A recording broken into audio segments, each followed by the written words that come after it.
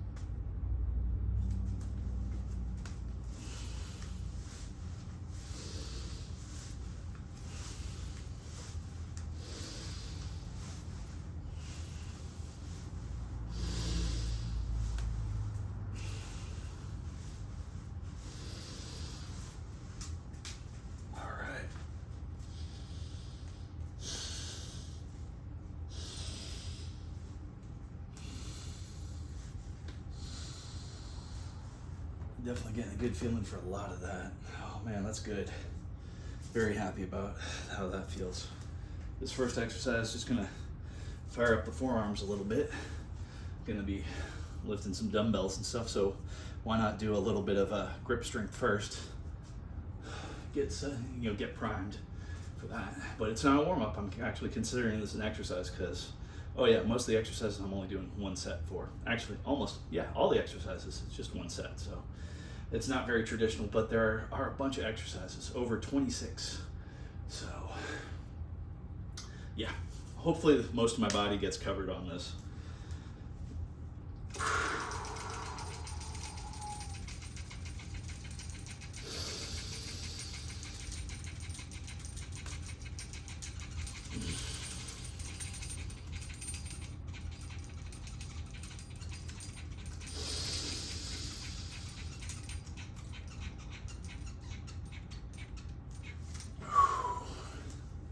On that second breath cycle, definitely started slowing down on the on the forearms, so that's what happens.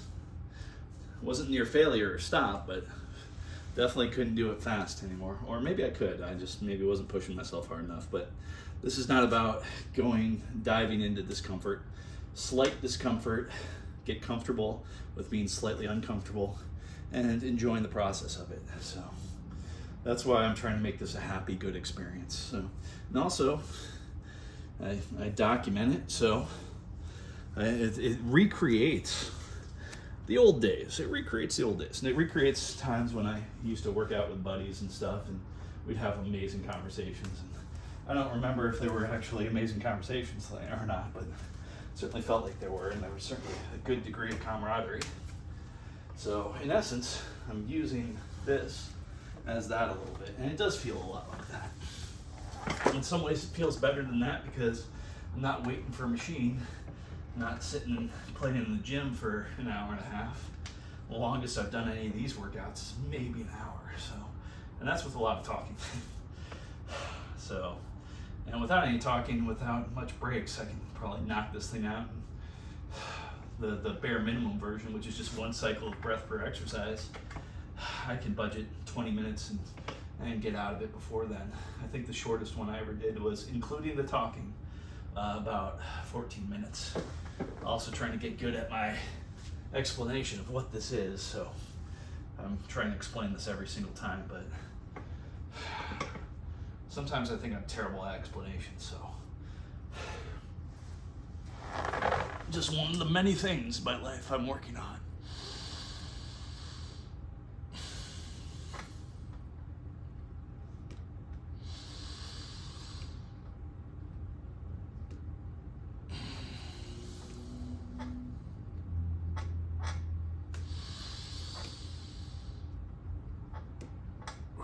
My right shoulder feels so much better than yesterday. Yesterday it was kind of feeling a bit wonky. Today it's feeling a bit awesome. Still something going on there. Last night at work for 5 minutes to balance out both sides, but I kind of used my fingertips to kind of push in, where I was definitely feeling some discomfort, and just sat there for a few minutes just rotating and pushing in, and it was like it did something, it activated something. Even if I mess around with it a little bit now, it feels like it's healing, maybe, I don't know. And that's a weird instinct too. You get hurt somewhere, you kind of rub it, and you remember getting kicked in different places, you just kind of rub it, and it feels a bit better when you kind of rub it off. You get a good Charlie horse. Someone slapped your face. Not that I get my face slapped too often, but as a little kid, I was a bit of snot, so yeah. Oh man. Okay, so the real exercises, besides the forearm one, pretty much starts now. Let's get this in a better position.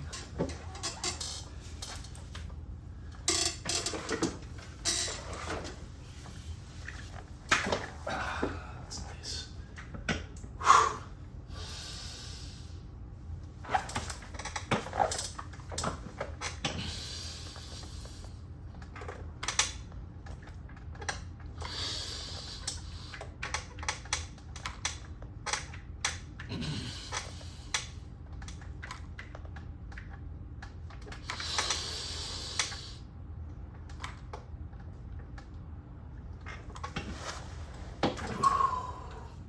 Hope that was 2 full cycles of breath. It felt like it.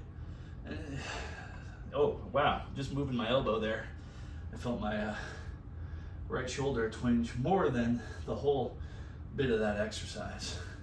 But I've noticed something. If my right shoulder's feeling weird and I skip a day, it doesn't feel as good as when I post-workout. Yesterday, right shoulder was definitely feeling it. And I'm still feeling a little bit of soreness or something going on there right now. And after the workout, it felt great. After yesterday's workout, about 20 minutes afterwards, I could have just fallen asleep standing up. But then I had to go to work, and during the course of grabbing a meal and getting ready, I was all charged up again. And yesterday I got a stupid amount of sleep. This morning, not so much, but I think it kind of balances out.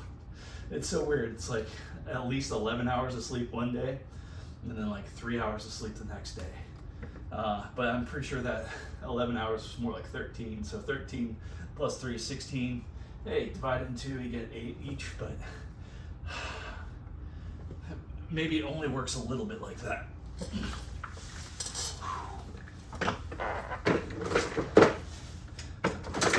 Feeling good. And this is, I think, thank you YouTube for having great videos of people teaching stuff. One of the things I learned from YouTube, specifically I think the Athlete X or something like that, dude, was this exercise. And according to him, good for shoulders. One thing and I've never done it before watching that video, and then watched it. Tried it once, felt a good difference, felt like it was really doing something. So now it's part of my regular complete body, full body consistency over intensity workout.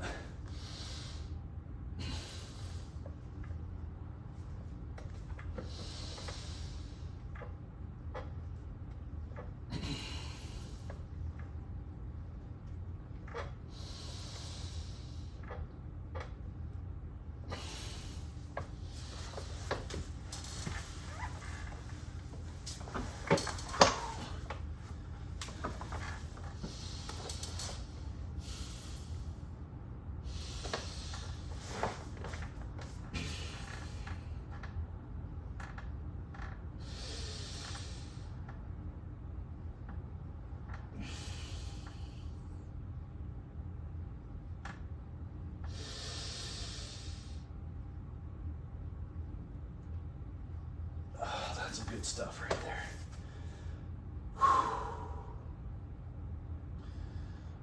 Learning and doing.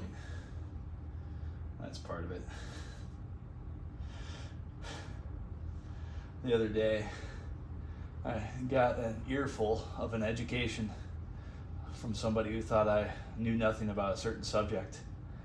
And I don't know if I consider myself an expert on it. Actually, I don't. But I thought it was kind of funny when I was hearing all sorts of stuff. And that person was talking to me like I was a novice on it, like I barely knew anything. And some of the stuff there was like I could have brought points of contention on, but I didn't. And I was like, thank goodness I'm not a novice on this, otherwise I'd believe 100% of what you're saying. But no conflict, nothing like that. Nothing really even worrying about redirecting.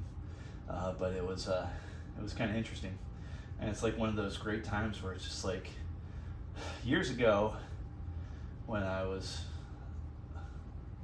slightly less mature than I am now, I would have said something about that and possibly maybe brought it up to a point of contention. But now, just let it run through.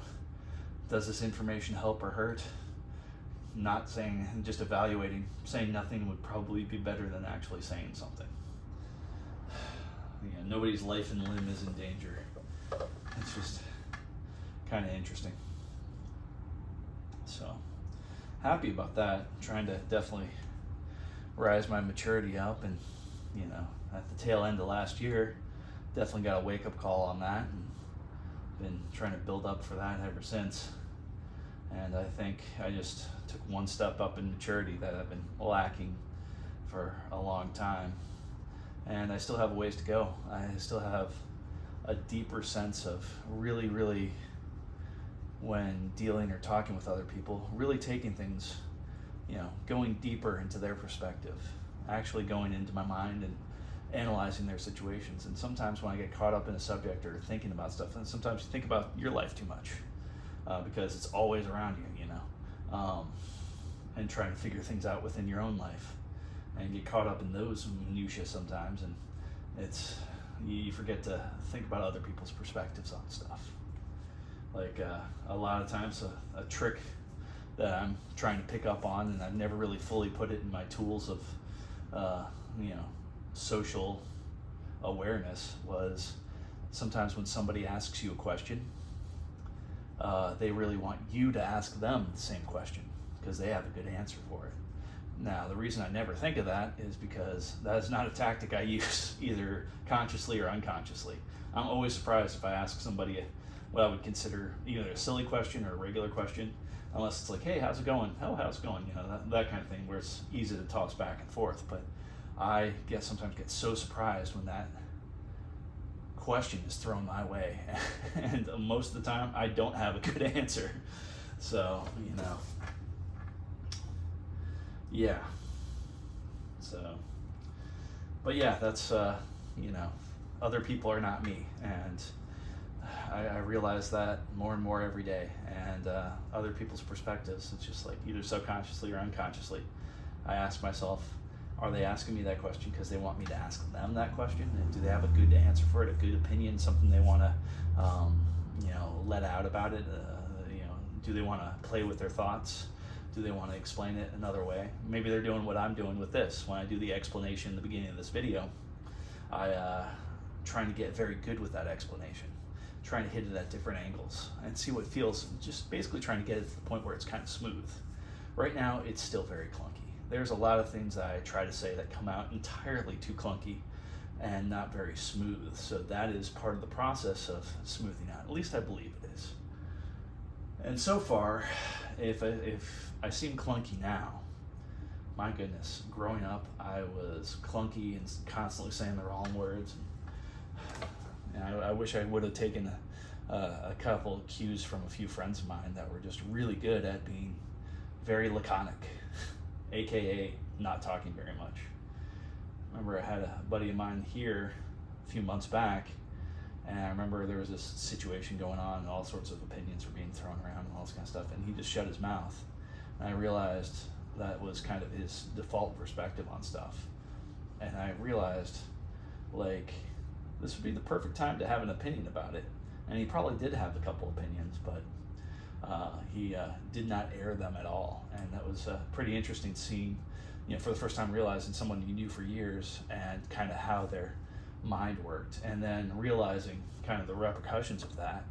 A lot of positive things have been influenced in his life by just taking it in and keeping his mouth shut, which sometimes is a tool in my toolbox, aka When somebody thinks I'm a novice on a subject, I'm not gonna say, I know a little bit more than that.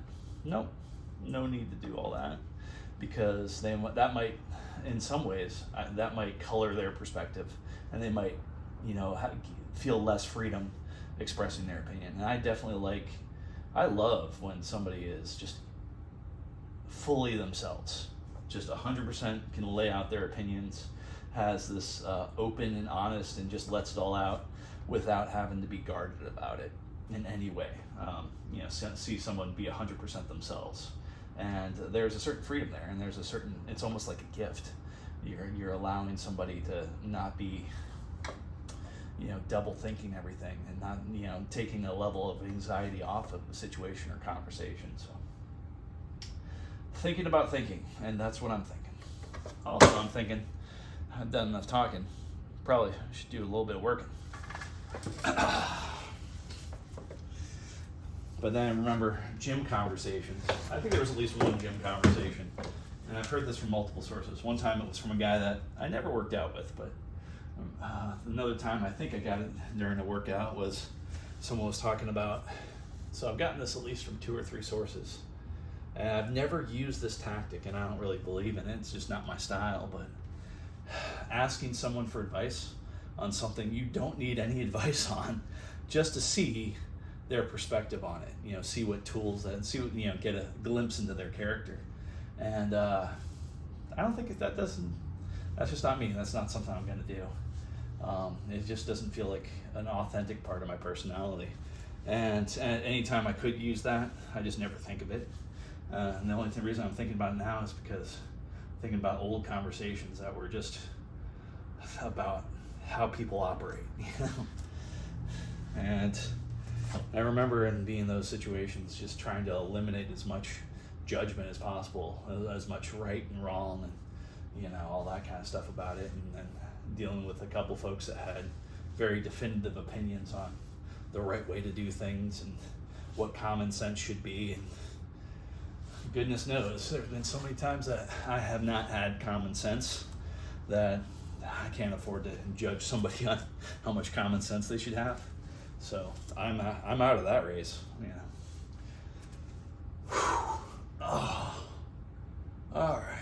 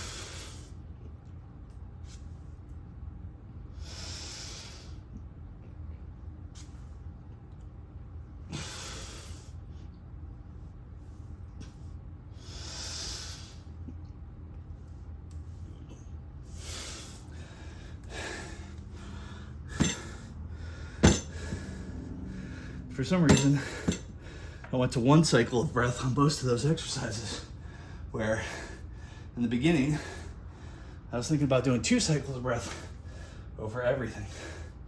Oh well, it's okay, I'm still feeling it. I'm feeling it more like cardiovascularly, obviously, breathing like I'm out of breath, and I am in some weird way. Got a feeling I would be more out of breath if I did 2 cycles of breath on every of those exercises.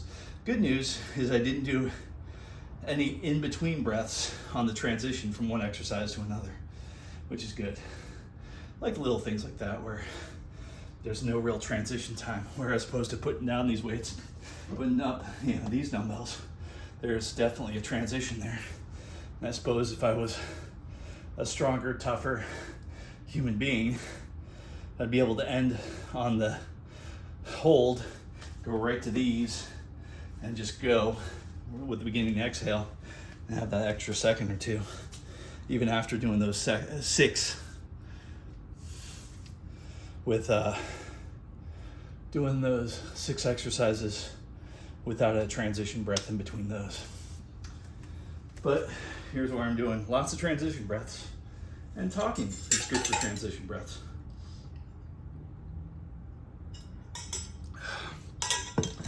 I remember that I've heard a couple things on it.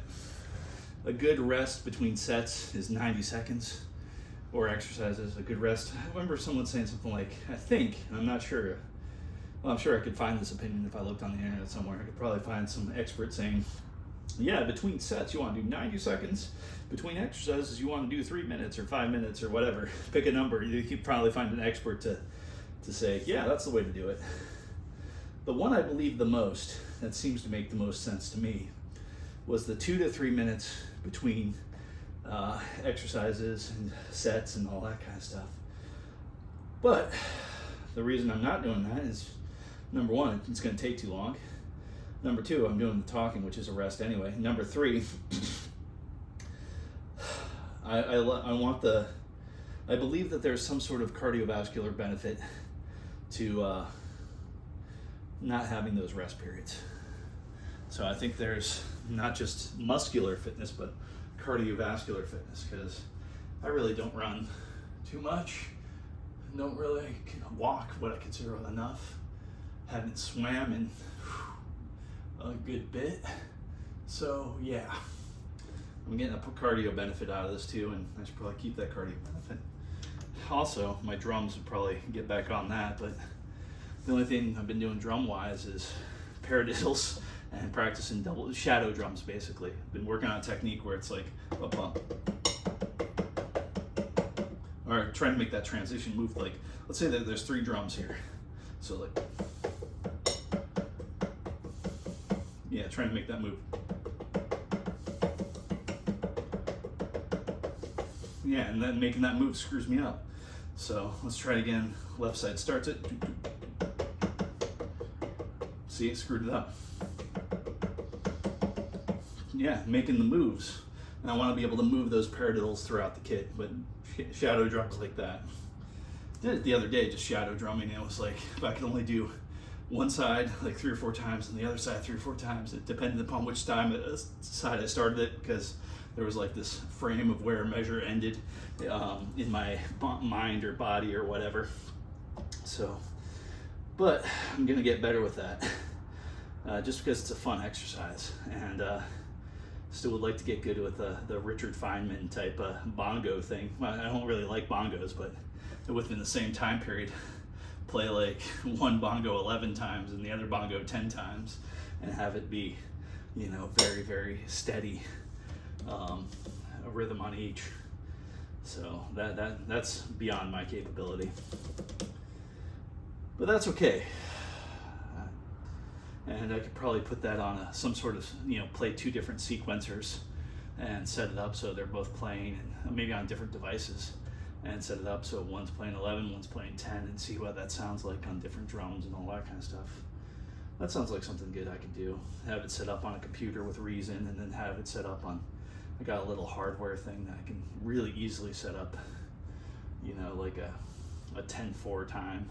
And I know Reason I could probably do an 11-4. Haven't used Reason in a good bit. Been thinking about it, but yeah, music.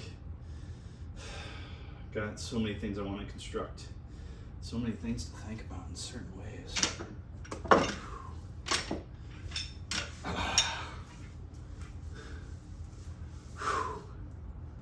I mean, I'm still working on not working on it at all, but still thinking. Mine's doing a little passive plowing on my own version of like take 5, but with like a take 7. And there's a buddy that wrote one of the coolest bass lines I've ever heard that I can barely remember. And I remember it was natively in 7, and it blew me away years ago. And I hope he still remembers it. I hope one of these days I can talk to him about it and, you know, get a really good recording of it. And then like, dude, I'm gonna totally steal this and make a song out of it. And he'd probably say, go for it. And then I'll bring that song back to him and give him a writing credit on it or whatever. Not that I'm going to make money on it, but just in case it goes anywhere or gets any traction somewhere, it'd be nice. It'd be good. Because it was such a cool bass line. I think, you know, there's probably a handful of people out there that it would help their life in one way or another. They'd really just get into it. That being said, let's take care of this.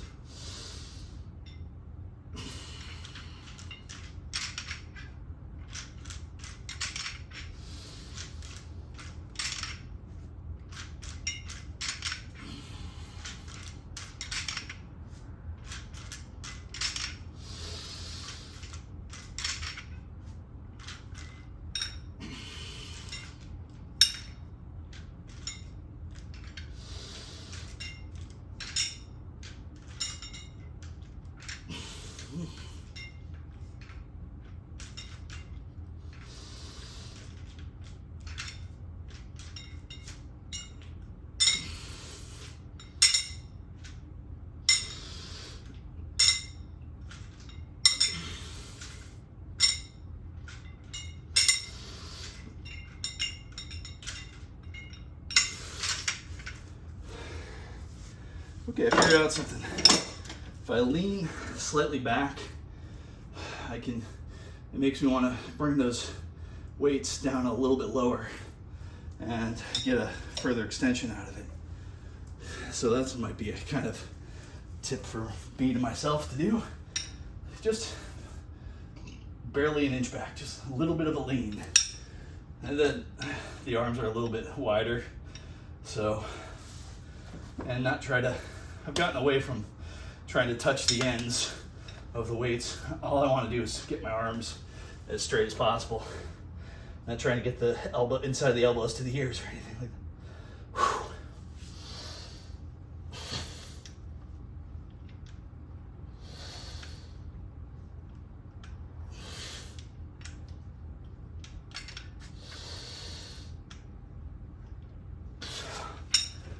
Wow, that really makes a difference. Trying to do this, hold it for a second before it goes down, fight that gravity just a half second. Man, that definitely turned it up in a good way. Slightly uncomfortable, but very comfortable with that level of slight discomfort. That's good. Changing those associations, like cold water on the bottoms of your feet. That's refreshing. Eventually changing the sensation, not just the bottoms of your feet, palms of your hands, parts of your face, back of your neck, you know, all that kind of stuff. Making it those parts of your body very comfortable with cold water. And it's kind of weird, like some parts of my body, unless I ramp myself up for it with like a breathing exercises or something, are still uncomfortable with cold water.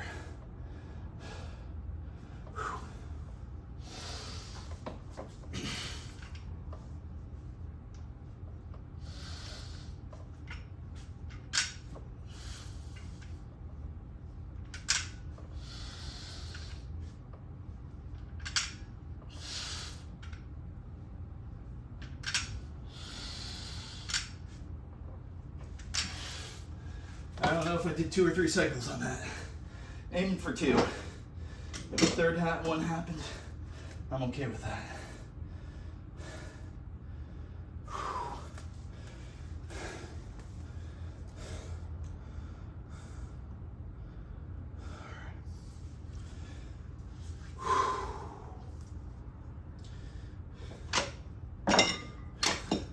Gotta pick these up a certain way.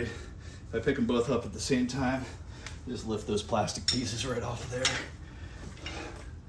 It's funny when you're careful about stuff what you do. Whew. Okay.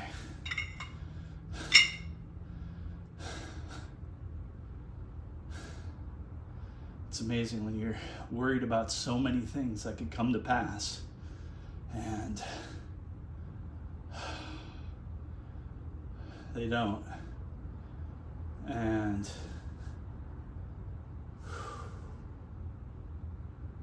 you realize you just wasted a whole bunch of emotion worrying about stuff. I got a buddy that's all about, I remember his statement to me, he recently went on a road trip or something. And he's like, oh, I hate condoms. All right, bro. Back to that level of worrying thing, like worrying about children, worrying about STDs. I mean, I think he lives his life like, if I die, I die. If something bad happens, it happens. So what's so? Until it actually happens, then, you know, it's a different set of perspectives. Me, on the other hand, shoot, man, I worry about people when I'm at work, customers at work. Of course, you know, they have a reason to worry about them. You know, the genuine customer is stranded on the water, so, you know. But it's kind of funny, even the ones that I almost have no business, like, hey, can you text me when you're safe to shore? I get concerned with them. I have this, and part of my perspective too, that feeling of being alone. I mean, at least you're on a boat, but there's that, I think a lot of people have this fear too, is like being out in the water, not seeing land, not on a boat, and just being like stranded, and not any clue which way to go, like where's land, what's going on. Oh man, like that's a shitty level of fear. Excuse my French. And yeah, I do believe cursing can be a sign of intelligence, or it could be a sign of a lack of emotional control. And I never accuse myself of having emotional control, but I can recuse myself of, I have worked on it. And the work I've done on emotional control gets summed up with, I'm not going to try to control my emotions, but I am going to try to control my reactions to emotions. And I am a lot better at controlling my reactions to emotions than I am at controlling my emotions. So, but yeah, that is a very scary thought, being stranded. And the good news is they're on a boat, and so it's a big target. You know, someone's going to find them, or hopefully, cross my fingers. Haven't lost one yet, but hopefully never will. But being part of that, and you know.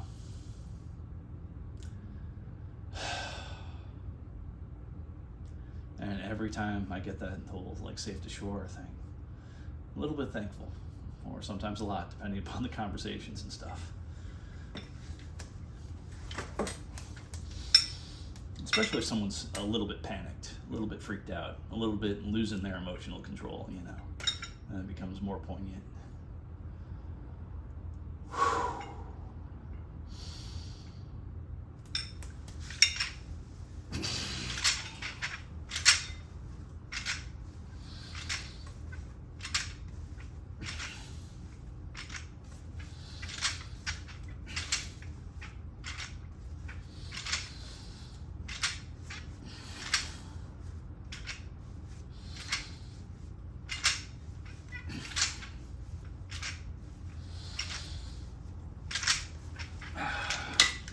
Feel those muscles warming up right there. Feeling that kind of heat generating off of them. That warmth. Kind of getting into that. Like that exercise, there's something special about it. The funny thing is, if I up the weight on that, it's so not fun. Especially doing it on the machine. I do it on the machine, and I do the reverse flies. And I just realized how limited my mobility is. And with this, I still try to get more mobility, but just sitting there on the machine, putting the flies right here, and then bring it back. Usually make fists out of it. So I got my fists going, and just really trying to get that further apart. Oh, that felt interesting on the shoulder. Let's do that stretch again. Rotate the shoulders a tiny bit. Okay, there's goodness right there. Good stuff. Healing and warmth, all sorts of good stuff there. That is a good exercise. I'm glad that exercise was in that spot in the sequence. Feels pretty good. I don't know if I'll do what I did yesterday as far as the stomach things go, but I might as well. But We'll see about that third extra stomach exercise that involves being in almost like a dip type position. I'm not going to do that here, going to do that over there, but we shall see. Feeling good, goodness feeling. Oh boy. Good God. Goodness be.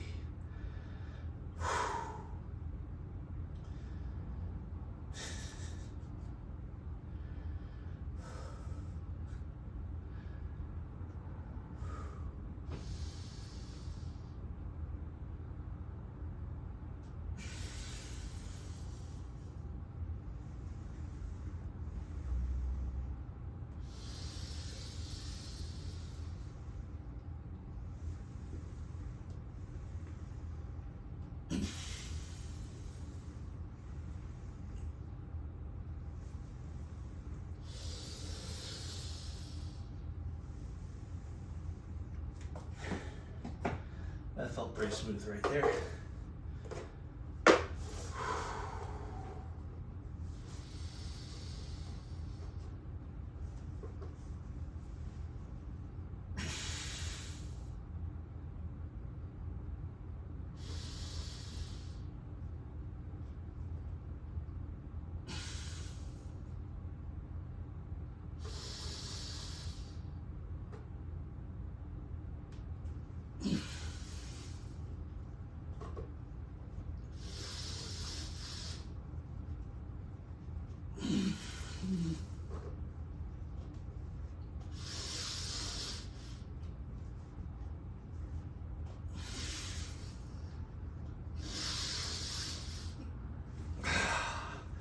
That's a fun one. And it's fun to do it with my eyes closed like that. I get deeper into that breath, closing my eyes. No danger of me bouncing my chin or my face off the tile because I got these lifts here and I only go down so far. So it's really kind of knowing my body and trying to get that, go up pretty high on that. See if I can get my elbows mostly straight. Not trying to do it too fast, but it seems to kind of turn up the speed on a little bit. And the cycle is weird on that. I'll do 2 cycles of breath in this fashion. So it'll be breathing out for 1, 2, and then, so it'll be like, yeah, start from the bottom, 1, 2, and then it'll be holding empty, 3, 4, breathing in, 5, 6, and then holding full, 7, 8. Do another cycle like that, and then that third cycle of breath. And when I get down, it's just 1, 2, exhale, 3, 4, inhale. So I'm ending on the inhale right there, instead of ending with a full hold. So it's kind of fun. It's definitely an interesting way to do it, and I've noticed that when I do freeform push-ups, and most of my freeform push-ups, I don't use these. I'll just do just knuckle it, you know? And like right now I'm talking, just kind of doing, not really thinking about breathing, and it just kind of goes. But because I was kind of out of breath there, that I did 1 repetition, where it was just the full breath was for 1 repetition, not 2. And I know that like, it just changes. So I like the knuckles thing. And I feel like I get more freedom with the knuckles. I can go down a little bit further, like this versus this. I get a little bit more distance. Like I said, I'm not bouncing my chin off the tile, off the floor or anything. I'm trying to go down deep, and especially with these, they can go down a little deeper. Matter of fact, take a look at it, or take a feel of it, see how far down. Like right here, this is uncomfortable. And if I move my head forward, I'll bounce my chin. But if I keep my head, you know, that's pretty smooth. So, and good news, with just doing those 3 cycles of breath and the way I've been doing it, I feel nice warmth throughout my chest. So, yeah, and when I'm doing free form, I try to do like at least 13. Sometimes I'll do 20s, sometimes I'll do a bit more. It all depends, but it's kind of nice, just real quick, just knocking out 20. Yeah, definitely. But then again, I got a buddy that knocks out 50 like nothing, so I'm not there yet. I'm not even tempted to. It's not about the numbers for me. It's really about the feeling. Numbers are part way, the gateway to that feeling. But for me, I think the breath work is going to be way more interesting. And I think the breath work is going to keep it way more fun and keep me doing it way more than just hitting numbers. Because I think if I get deep enough in the breath work, I can possibly go into happier states of consciousness, deeper control of my mind and body. But if I'm just hitting for numbers, what do I get? Just higher numbers that never end. But whereas like if I'm doing push-ups and I'm in like a meditative trance while doing push-ups where the numbers don't matter and I'm just clocking them through, like that's going to be amazing to be able to be meditating while moving, while doing push-ups, and just have them flow through me. I think that could be a magical experience, and I'm getting a little bit of it now. Even like, you know, doing the push-ups with those, and then just going right into the knuckle push-ups without thinking about it, the fist push-ups. I don't try to do the fingers thing anymore. Don't try to do the diamond thing anymore. I just go into, I mean, I do a couple different variations of push-ups on occasion, but my go-tos are, if I don't have the push-up bars around, just doing the knuckles. That's a pretty good go-to. I think I used to hate doing flat ground with my wrists like that, partially because I guess, you know, it interferes with this stuff, and you gotta get those back and they fall down, and you gotta loose them up and all that kind of stuff. So nope. I do like good wrist mobility though. Hopefully, yeah, I pretty much got good wrist mobility. Let's see here. Yeah. All right. Yeah, the wrist mobility is doing okay.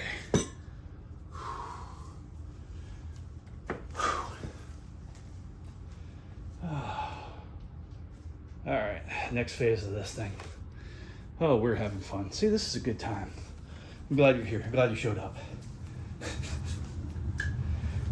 I'm glad I can be silly about this. And this helps. I don't think I'd be this silly if there wasn't something I'm recording my silliness for posterity. Then I might just be insane.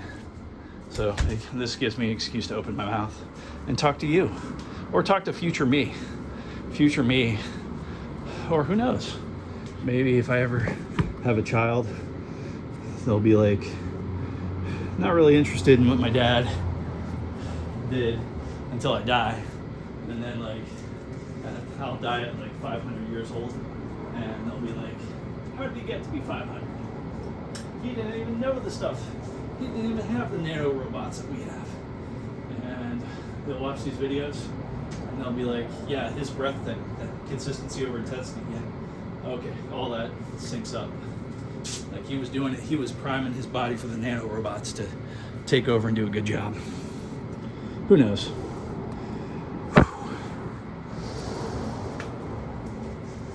So yeah, if it's 500 years in the future, and some AI is analyzing this video and all of the videos that I have, and during the 0.0003 seconds that it takes you to analyze all this, I hope you're a benevolent AI and know what benevolent means beyond a level of human comprehension, and can exercise that to a level that maximizes human happiness. And by saying those words, he changed the fate of the world 500 years from now, 30 years after his death. Womp womp. All right. Womp womp. But did I change it for the better or worse? Or something amorphously, complexly bizarre that we don't even know how to judge it? Oh.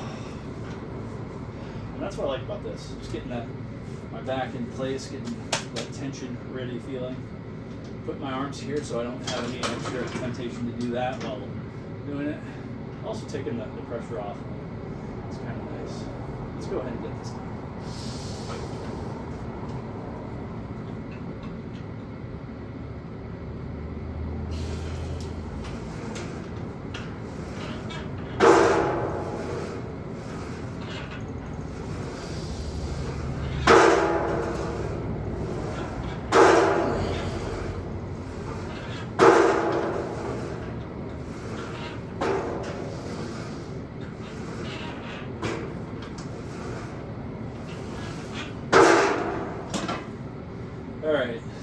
stomach gets a little discomfort, my arms get twitchy.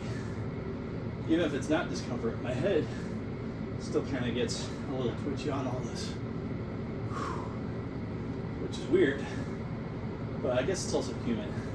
Probably be weird just to be absolutely still except for that. And it's like maybe there's a tiny bit of momentum when I bring my head down or back that just influences my body to turn on a few more muscle fibers. And the weird thing is, from what I understand, never are human beings really utilizing all their muscle fibers. Like, supposedly we'd be able to lift 5 times more weight or something ridiculous. We'd also be shattering our bones with our own muscles if we were utilizing all our muscle fibers. And from what I've heard, and I'm starting to kind of believe this, it does make entirely too much sense, is that muscle fatigue, the lion's share, the major proportion of muscle fatigue comes from heat within the muscles. It gets too hot, it wants to shut down. And that's kind of the idea behind doing the same exercises for multiple sets, unlike what I do. Just so, because like, hey, you take that 5 minutes, or not 5 minutes, that might be too long. You take that 3 minutes rest, making sure that the heat is mostly dissipated, and you go for another go on those muscles. And I'm going to start doing a little bit of that. I might only do it, hopefully, I might video that too. And it'll just be like one exercise that I do 3 sets of. And it'll be probably slightly more weight than this setup, sometimes not. And I'll be shooting for like somewhere between 3 and 13 repetitions and per set. And I'll be taking 2-minute breaks in between each set, just doing 3 sets. And I'm gonna have an ice pack wrapped in a towel, and I'm gonna put that in the palms of my hands, and then put it on my forehead, or basically just on the non-hairy parts of my face, and not get that area too cold. That's why the towel's wrapped around the ice pack. And then I'll have 2 little bins, the size of my feet, that are partially filled with water, not so high where it'll spill, no danger of it spilling when I'm walking with it. Just room temperature water, maybe a little bit colder, and put my feet in there during the course of it, and do that in between sets for about 2 minutes. Set my timer for 2 minutes, maybe 3, and just do that, and then go for the next set, and see how that feels. Try a couple different exercises. One of the exercises I might try might be dips. I might do chin-ups that way, or pull-ups like this, chin-ups like that. So definitely know that this is more useful than this in just a real-world way. If you need to jump over a fence, you're not going like this, you're going like this. If you need to do that back thing over the back of the truck, the back of like a box truck, you're in the back and you have to get to the roof of the truck, you might do that loop over thing, but there's a lot of momentum there. So doing the chin-up, you only have to do a partial chin-up for that. So more interested in doing, and probably eventually get myself, maybe in here I can do it. I know I can do it outside sometimes. There's some spots where I can do it. That whole like pull up to muscle up type thing. I can't think of the last time I did a muscle up. So, Good news is today was the first time I did 2 cycles of breath on this in a long time. Back to things that haven't been done in a long time. And legs sometimes feel weird. I almost felt like not a cramp developing there, but like the shadow of one. So I'm gonna get moving, quit talking. Do feel good. Do want to finish this out though. So let's go ahead and finish this out.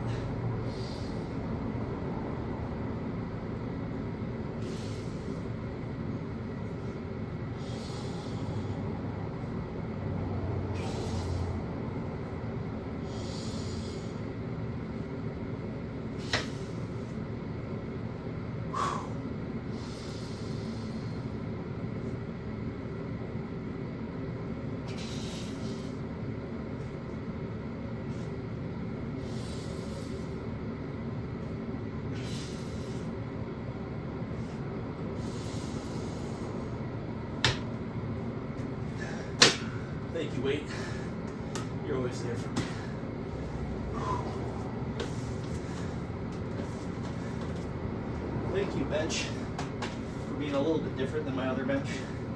My other bench doesn't have this add-on thing to it.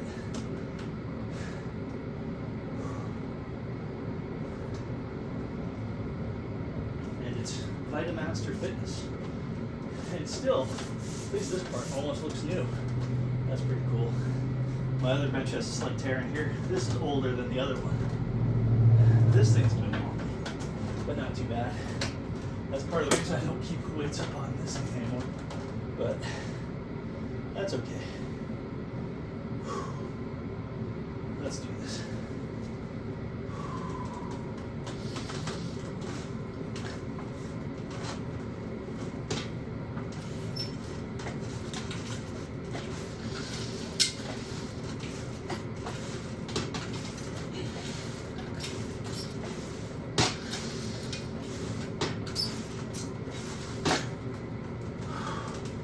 Doing 2 cycles of breath felt a bit different. Also, I think I had my hands too loaded. Felt a bit wonky again. I like using that term today. Oh, I didn't do the extra stomach stuff. Well, I guess I forgot about that. That's why there's tomorrow. I might do it later on tonight. Might actually do another thing, not on video, but might actually do like the 3 sets or 5 sets or whatever was recommended on the video. I saw the guy doing the stomach things on, or not.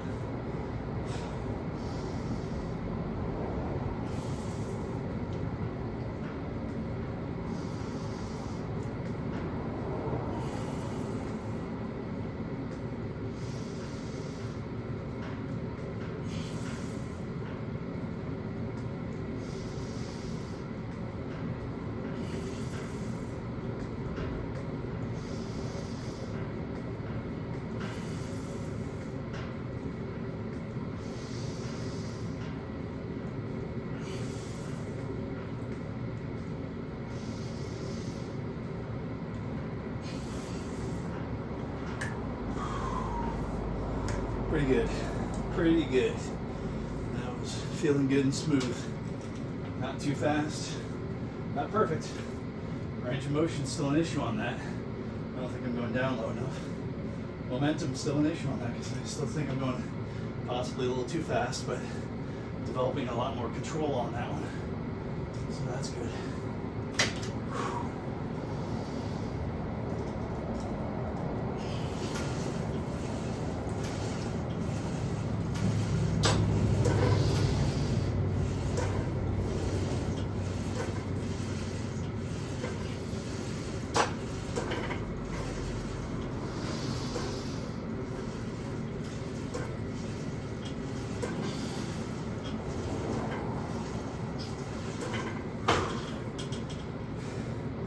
Only doing 1 cycle of breath on the triceps on that one.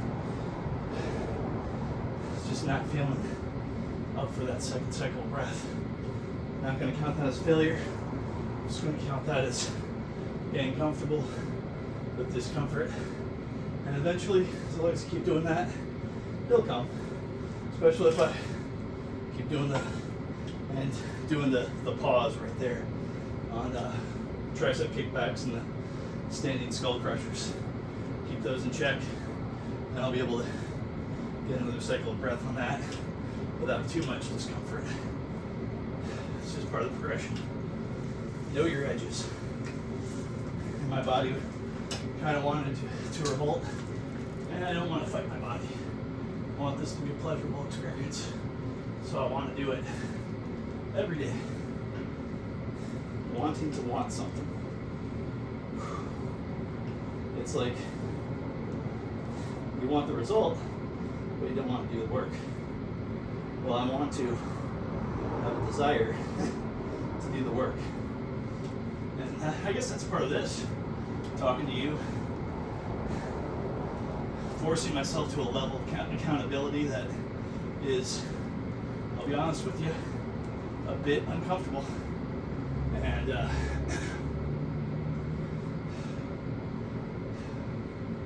but making it more of a want thing. And also, I think with what I'm doing, getting that cardio benefit, at the expense of a strength benefit. But that's okay. Even if I'm doing this every day, so I'll be getting a strength benefit too. Irregardless, or just regardless. I don't know what the difference is in that situation. Irregardless or regardless. Well, right now that doesn't matter. What does matter is this right here. Knocking this down, bringing it to me. You ready to come here? I think you are.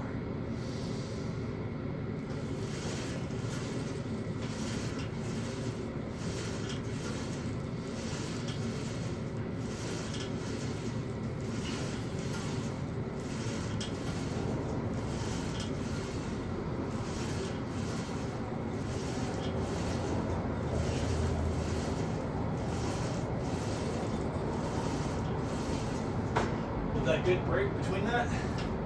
Too much of a break makes that too easy. So, note to self: maybe I should have just pumped a few more of those out, but get into this position a little bit quicker. And that will be more of a challenge. So, speaking about challenges, I try to do 2 cycles of breath, 3 cycles of breath, 2 cycles of breath. Just kind of knock those through. And no, hopefully, cross my fingers, no transitional breaths. No breaths in between the different exercises. Make that a quick transition between all those exercises. Really kind of feel it.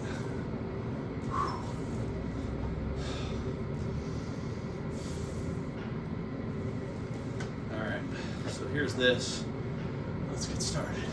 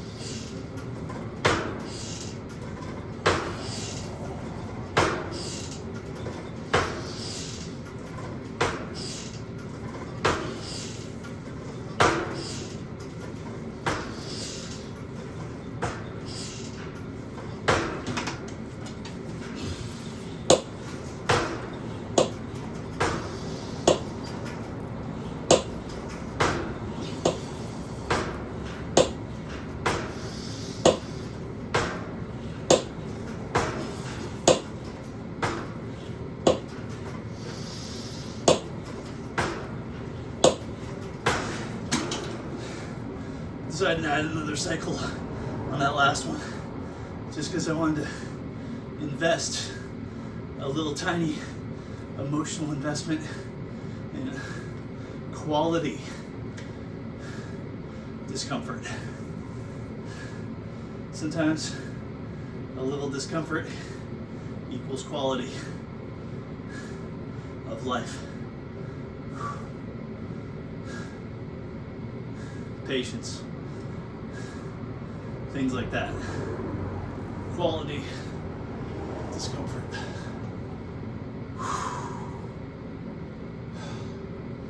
I'm gonna call it.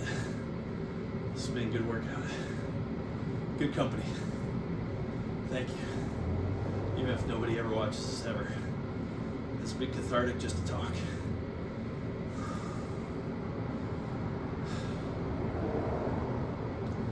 Had an idea about doing this as a video conference at one point. Have a buddy of mine with his setup and me with my setup, and it's going back and forth, and maybe even documenting the conversation and all that kind of stuff. But no, that's never gonna happen. This though, this can be consistent and it's on my own schedule.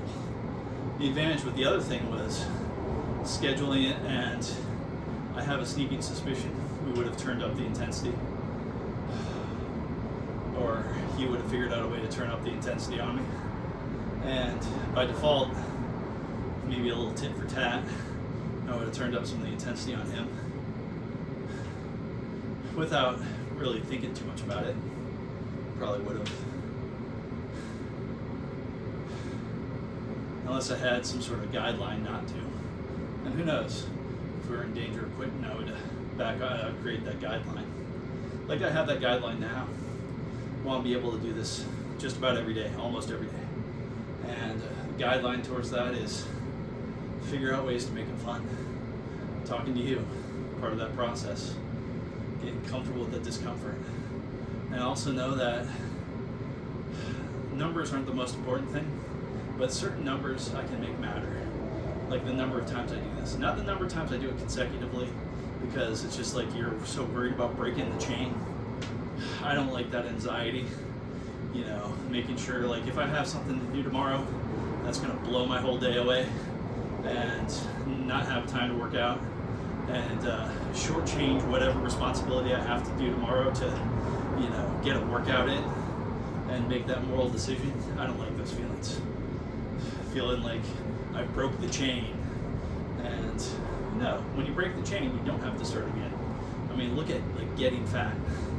I'm sure that there's people that get fat and they get fatter and fatter and fatter. And sometimes they're not eating for a day or two. Okay, they're not eating for a day or two, but they're still getting fatter and fatter and fatter. It's like, okay. I remember my mom when I was a little kid.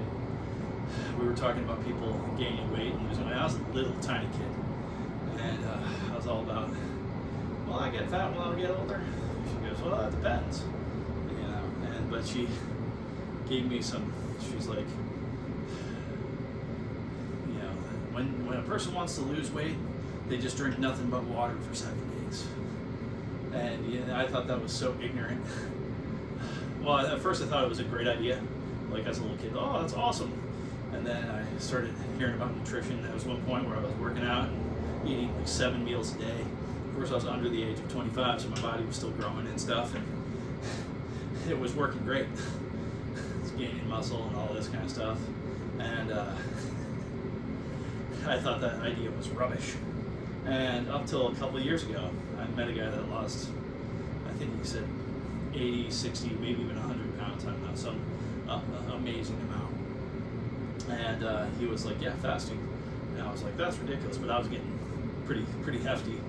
And my mind was rebelling against it. And then now I'm a believer. It wasn't that one guy that converted me, but it was his idea, my mom's idea, that I first heard about that. And then like reading a few books, experimenting a little bit with myself. Now it's been since 2018 maybe. 2018, I think in August, I made a declaration that like I gotta lose some weight. I was having trouble with my knees. I never had trouble with my knees in my life. A friend of mine and another friend of mine said something about losing some weight. I think one of them was like, for every pound you lose is 9 pounds of pressure off your knees. Done. Sign me up. No, it was May. From May till August, possibly beginning of September, I was making no progress. I was trying all sorts of different light meals, and you know, then I started skipping meals, and I was down to like 2 meals a day, 2 times to eat, which I still basically kind of do now, 1 or 2 meals if I'm eating that day. I haven't skipped too many days lately, but then around that end of August, beginning of September, just not dove into it, but dipped my toes into the water of a couple days I was doing 12 hours of fasting, which just seems incredibly easy now. And then I was doing 16 hours, and I was doing 18 hours. I just kept on ramping it up until I, you know, within a year, got myself to do that 18, 19 hours. And then I went to eating every other day, which did not work for me. For some reason, eating every other day was a way for my body to gain weight and not feel so great. So now I'm back into that. The guideline is at least 16 hours. I try to maintain that guideline for the most part. And back to the breaking the chain. You know, to get fat, you can break the chain all the time. You can break the chain 2 or 3 times a week, and still, if your goal is getting fat, you can still figure out a way, even though you're breaking the chain. I think getting thin or getting, and I don't want to necessarily get, I would like to be thinner. Well, basically, the only thing I really want is to get rid of gut.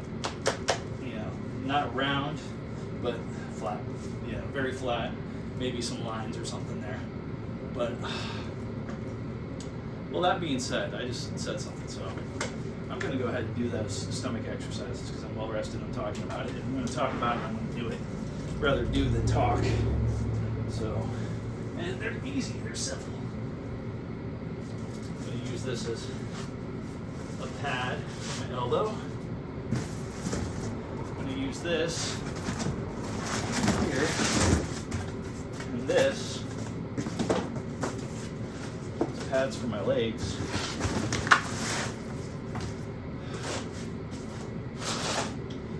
Need them, but why not?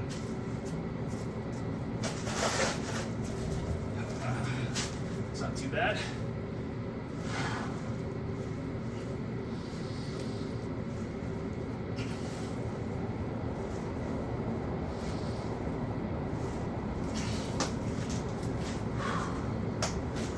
Just gonna do one set.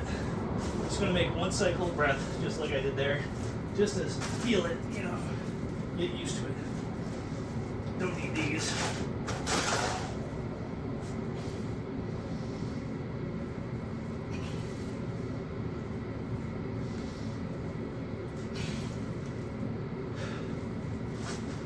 It's feeling weird on my shoulder doing that like that. Gonna get to, yeah, I'm gonna do flat hands for once. Do that in the second exercise.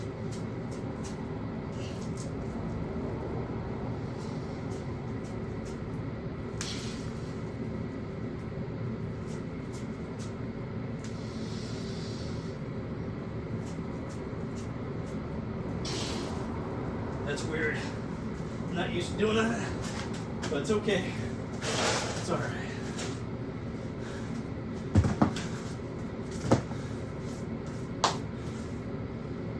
Let's take a shower. So I'm not going to do those exercises later. Just give myself a little taste of them. And believe it or not, it felt like I was doing something. My body's not used to it. So, things are getting done. Woohoo!